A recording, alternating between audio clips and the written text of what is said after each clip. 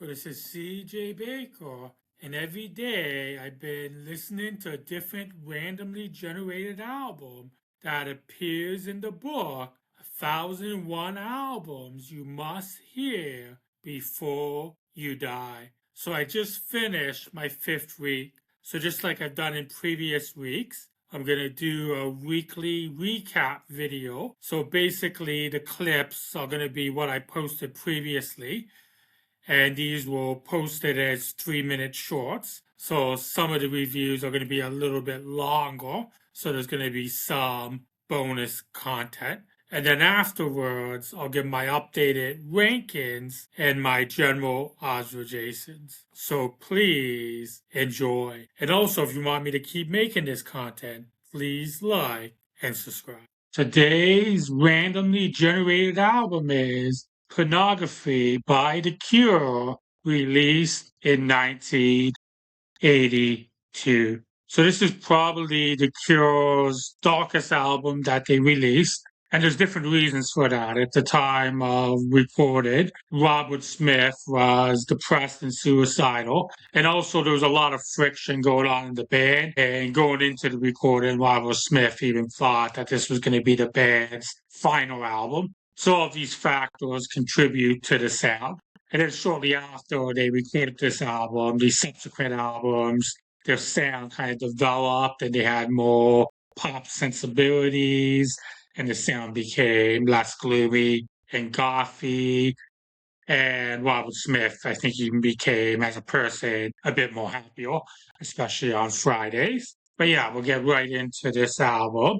So it starts off really strong. It opens with 100 Years, which is a really solid opener. Then there's a bit of a lag with the second track, the Short-Term Effect. I just find that song to be a bit disjointed, and I just don't fairly connect to it. But then the next five songs, like the 5 song sequence of The Hanging Garden, Siamese Twins, The Figurehead, A Strange Day, Cold, that's a fantastic 5 song sequence. And The Hanging Garden in particular is by far my favorite song on the album. And it's actually probably, for me, an all-time favorite Cure song. And it's a song that I would say, like, even with the dark mood of it, I still think it's fairly accessible. Like, you still bop to it and sing it in the shower. And then even within that sequence, like I said, all 5 of those songs are excellent. A Strange Day you can also kind of bop to. And then Cold, this has a very chill and feel and is very compelling to listen to. But then, unfortunately, after that 5 song sequence, there's once again a bit of a drop with the self-titled closing track. Unfortunately, that song is a little bit disjointed and disoriented and kind of takes me out a bit. So yeah, the album would be even stronger if that song wasn't even on the album. But if you had to keep the song on the album, maybe if they cut the song in half, and then maybe if they sequenced it a bit different. But otherwise, really excellent album. And despite the dark, gloomy mood, I still found it fairly accessible. But yeah, it's probably an album. To what extent you connect to it could depend on your headspace as well, because it is a little bit darker and moodier, but overall, excellent album. And I give it 4.5 stars. So today's randomly generated album is Beggars Banquet by the Rolling Stones, released in 1968. So this is the second Rolling Stones album that I've reviewed since I started this exercise. And I will say right off the bat, it is a step up from Aftermath, the album that I previously reviewed. And to begin with, we'll start with the bookends. There is fairly strong bookends on this album. So it opens with Sympathy for the Devil. So in this song, Mick Jagger sings from the perspective of the devil, and throughout the lyrics, he highlights different evil events throughout history that had satanic influence, but also the lyrics highlight the whole idea of community responsibility. Like, for example, when it talks about the assassination of JFK and it asks the question, who killed Kennedy? The answer was you and me. So just kind of highlight the human complicity. So the lyrics do make some thought-provoking statements there. And then with the closing track, Salt of the Earth, the song opens with lead vocals from Keith Richards. So he does lead vocals for the first verse, which is one of the rare times that Keith Richards does sing lead on a Rolling Stones song. And I think there's a reason, like, quite frankly, I just don't particularly like Keith as a vocalist. So I think the song would have been better if he did not sing lead. But overall, it's a powerful song, and it also features a background choir, which adds weight to the song. Also, another notable aspect of the album, this is the last album that Brian Jones was involved with before he tragically died at the age of 27.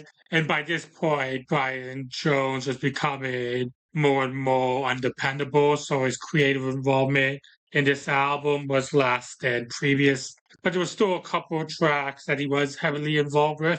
So one of the songs he apparently was involved with helping with the arrangement was No Expectations. Gorgeous tune, definitely one of the highlights on the album. He also played Mellotron on the song Jigsaw Puzzle, which is also an excellent tune. And the other song that apparently had some involvement with the arrangement was Street Fighting Man, which might be the band's most political tune, even though you could also argue Sympathy for the Devil to a certain extent is political. And even Start of the Year connects on some socially conscious themes. But yeah, Street Fighting Man is definitely influenced by the socio-political climate at the time, including the Vietnam War. Taking that stuff aside, it's just a really good rockin' tune. As far as the other songs on the album, most of the other songs are kind of just okay for me. Like, they're not really good or bad, they're just kind of there. So the subsequent album, they would even go on to scale loftier heights, which would even include a string of what was considered a period of classic Rolling Stones albums. And I'm sure a few of those we're all going to eventually discuss with the randomly generated albums. So yeah, overall, still a really solid album. I enjoyed it. I give it 4 stars. So today's randomly generated album is Let It Bleed by the Rolling Stones, released in 1969. Since I started this exercise, this is my third Rolling Stones album, and it's actually the second one in a row that the random generator selected. Yesterday, I reviewed Beggars' Banquet, and I liked it. I gave it 4 stars. Let It Bleed is the album that immediately followed that, and I like this album even better. And part of the reason comes down to the bookends. You can definitely make the argument that this is definitely a contender for one of the best bookends in the history of music. It begins with Give Me Shelter, which is by far my all-time favorite Rolling Stones song. So part of what makes this song stand out are the female vocals of Mary Clayton. You can make an argument that this is one of the best vocal performances in the history of music. And when I hear those vocals, it absolutely gives me chills. And even the title song is a powerful reflection of that time period. So this song was recorded at a time during the Vietnam War, and there was just a lot of chaos and tension going on. So the song definitely reflected what was going on during that period on a socio-political level. And we talked about bookends. So the album closes on an epic level as well with the iconic, you can't always get what you want, but you get what you need. But yeah, that song's a powerful way of closing the album as well. So there's no better way you can open and close than those 2 songs. And then other highlights on the album, you got the title track, that's an excellent song. Midnight Ramblers, a solid tune, and Monkey Man is a rockin' tune as well. The rest of the album I'll describe as kind of just okay, so not really good or bad. The only song on the album that I don't like is Country Hop. That's a horrendous tune. And it's basically a precursor to Honky Tonk Woman. I'm not really a fan of Honky Tonk Woman either, but Country Honk's definitely a contender for my all-time least favorite Stone song. So unfortunately, that brings down the album a bit. But thankfully, the highs of that album are really high, so it makes up for it. Overall, a really excellent album, especially because of the bookends, 4.5 stars. So today's randomly generated album is Lost Souls, the debut album by the UK post-Britpop band Doves, released in 2000. I think one thing that needs to be noted, the book, 1001 Albums You Must Hear Before You Die, it is published in the UK. So I think that's why there appears to at least be a bit of a UK bias. And I'm not saying this album automatically wouldn't have been included anyways, but Doves is a band that does have a bit of a bigger profile in the UK. But yeah, we'll get right into the review. One thing I did notice, like on the app I use for the random generator, a lot of the reviews compare the album to Coldplay and almost basically make the statement that this is like a Coldplay ripoff, which I don't think is really a fair assessment for a couple of reasons. I mean, one, the band started around the same time, and this album, the full-length debut, was actually released a few months before Coldplay's full-length debut, Parachutes. So it's not really a fair assessment there. And there could be some sound similarities, like the lead singer of Dobbs, Jimmy Gordon. He does have a similar vocal cadence to Chris Martin, and some of the other elements are similar to those first few Coldplay albums before Coldplay started sucking. But it's not really a fair assessment because dubs do have a few different elements, like some space pop elements and some more like dreamy elements that I don't think is really evident with Coldplay. That being said, I actually prefer those first few Coldplay albums. And part of the reason is I don't hate this album, but some of the songs do meander. But there are a couple of songs I don't mind. Like Sea Song's a decent song. I do like the Cedar Room, but I just think it's a little bit long. And then most of the other songs are kind of okay. Like I don't necessarily mind the vibe, but I just find they do meander a bit. And then eventually the album is a little bit one note. So yeah, I think if the album was just a little bit shorter, I might have enjoyed it a bit more, but I didn't hate the album. So I'll give the album 3.5 stars. So today's randomly generated album is Back to Black by 27 Club member Amy Winehouse, released in 2006. And I'm not necessarily a huge Amy Winehouse fan, but I like her and she has songs I like. And I do appreciate her style, how it's like retro throwback, but not in a cheesy way. It's basically retro with a modern edge. And I also, a few years back, watched the documentary on her, and basically her life was sad. It was sad how there were individuals that should have had her back, but instead they were exploitive enablers. But yeah, we'll get right into the album. So it opens with Rehab, which is kind of a catchy song, but knowing what happened to her, it's also a bit uncomfortable to listen to as well.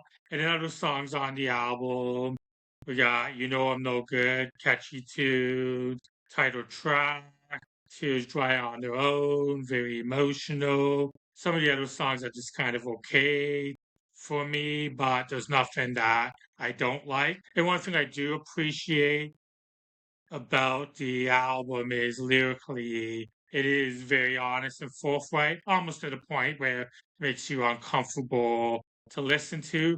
But I could also appreciate her as a lyricist, the fact that I think to her the music was an outlet to kind of release what she was going through. So it does kind of make the listening experience, gives you a bit more of an intimate connection. So yeah, overall, it's a solid album. I enjoyed it. I'll give it 4 stars. Today's randomly generated album is The Downward Spiral by 9 Inch Nails, released in 1994.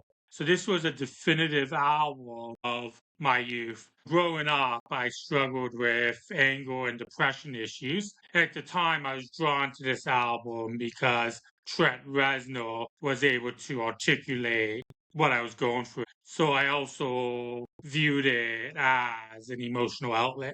But I do have to be honest, it did get to the point where I had to stop listening to the album because I realized that when you're struggling with those feelings, that negative reinforcement got to the point where it wasn't healthy and was getting to the point where it could have became self-destructive.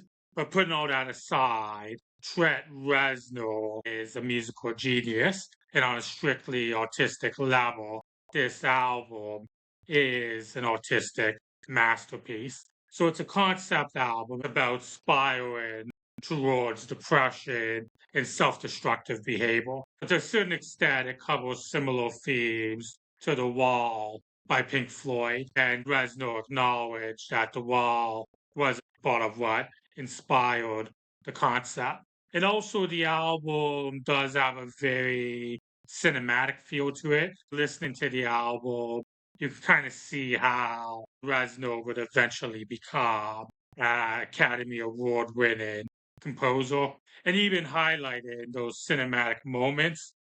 One of the highlights of the album is A Warm Place, which is an instrumental track. And it's one of my favorite songs on the album. Like, it's just a gorgeous tune, and I get chills listening to it. And it's probably one of my all time favorite instrumental tracks. And then the absolute highlight of the album for me is the closing track, Hurt, which resonated with me in my youth. And then the song would also take on renewed relevance years later when Johnny Cash covered it. And I was a big Johnny Cash fan, and Johnny Cash's version also gives me chills. But even though it's the same song, the intent of the song changes. In the case of Cash, he hurts himself by looking back at his past self destructive behavior and then experiencing those feelings of regret. Where in the case of Reznor, when he talked about hurting himself, he was literally hurting himself.